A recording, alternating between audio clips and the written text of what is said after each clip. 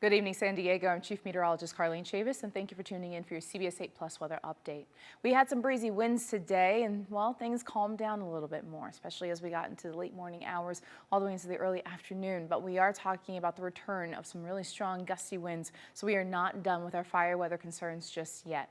So they look to pick up late tonight all the way through Friday morning, and then by the start of the weekend, they'll calm down just a little bit more, and that's also when we will be dealing with no alerts, no weather impact alert days, but we will have some lingering low humidity, and unfortunately eyeing next week when it does come to the return of Santa Ana winds. But I would say that the silver lining with the next situation looks to be the fact that they'll be weaker, so weak to moderate, but not as strong and intense as what we were dealing with, especially with these rounds of these really strong wind gusts upwards of about 70 miles per hour or even potentially more. But we will be dealing with some gusts around the 30s and 40s, so we're still being mindful of that because we still have a lot of dry brush that is out there, a lot of available fuel, and not looking at any rain in the sight for the next 7 days. So when we look at the timing, as I mentioned, the most intense wind speeds will be late tonight all the way through tomorrow morning. Now we'll still have those winds picking up as we go into the afternoon hours, but they're going to be calmer than they will be around this time frame. So coming down from those gusts upwards of about 70 miles per hour, getting into maybe the 30s, the 40s, and then those calm winds by the start of the weekend. So that's going to drive down those humidity values, still keeping our fire weather concerns very high. And we're talking about sustained wind speeds about 30 to 40 miles per hour. The gusts upwards of about 70 miles per hour would be the backcountry as well as for the mountains. For the inland valleys, you're looking more of the 30s, the 40s, and potentially even the 50s when it does come to those strong wind gusts, but it's really driving down those humidity values and still keeping our fire weather concerns high. Also driving difficulties, especially along the 8 when you do get these stronger wind gusts that pick up, down trees and power lines still being a hazard, SDG&E potentially also talking about turning out the power for some of the communities out there because we could have a spark from a down power line, and under conditions like this, that would lead to rapid growth out there. Have an evacuation plan. We've been saying this over the past couple of days, but we really want to enforce that. If you're thinking, well, what am I going to pack? Well, there's a good story on our website, cbs8.com, lower left corner. You will see it, and it gives you a breakdown of things that you should pack in the event that you do have to evacuate, but have that evacuation plan in place.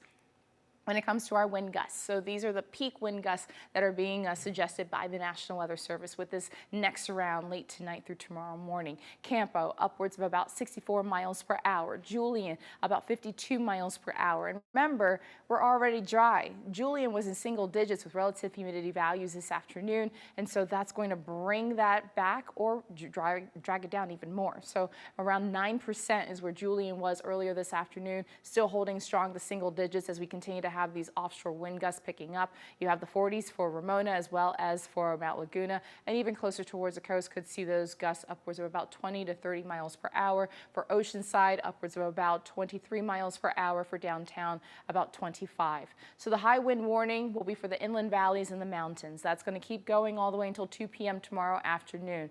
As mentioned, it does lead to potential for down trees and power lines. If you have anything that's outdoors, maybe you thought, okay, I can kind of unlatch it, bring it inside. Because the winds did calm down earlier this afternoon, go ahead and make sure it is secure as we go from tonight through tomorrow morning.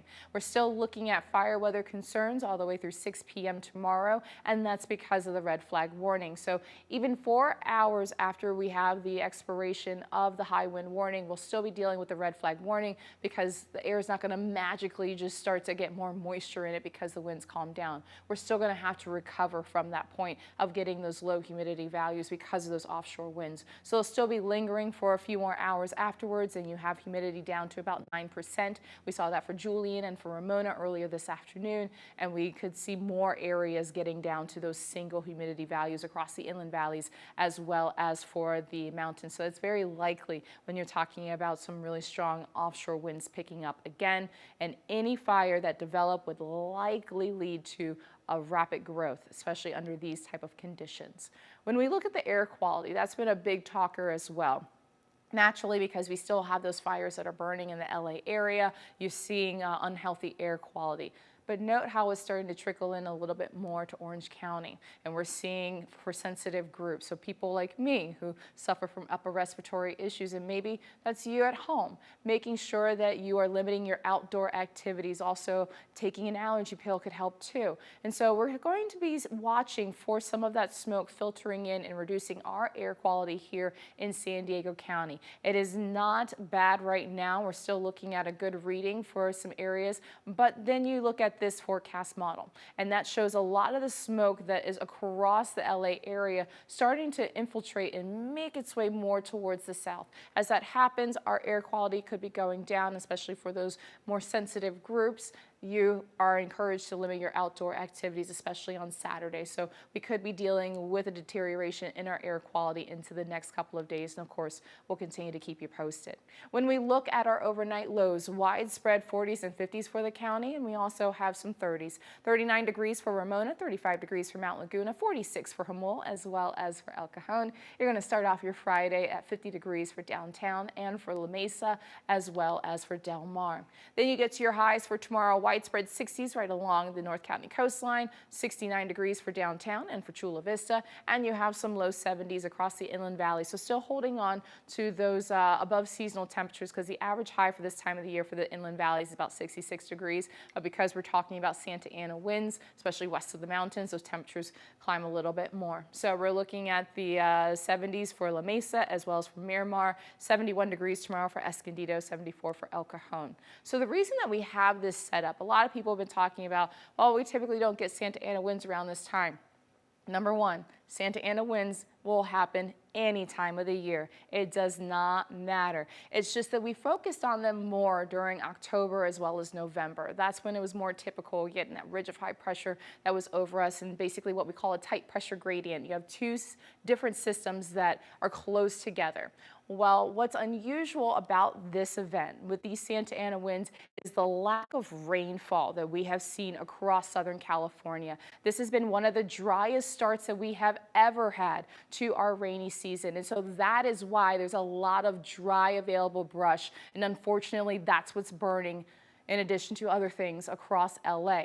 So LA has been dealing with a lack of rainfall. We have been dealing with a lack of rainfall. We have a deficit here in our county, anywhere between about 3 to 4.5 inches of rain. We have not had a very active start to our rainy season. So that's what makes this a little bit more on the different side, because we actually start to see some of the peak of those Santa Ana winds around this time, around December, around January, but in between, we would have gotten more rainfall. We have not seen that.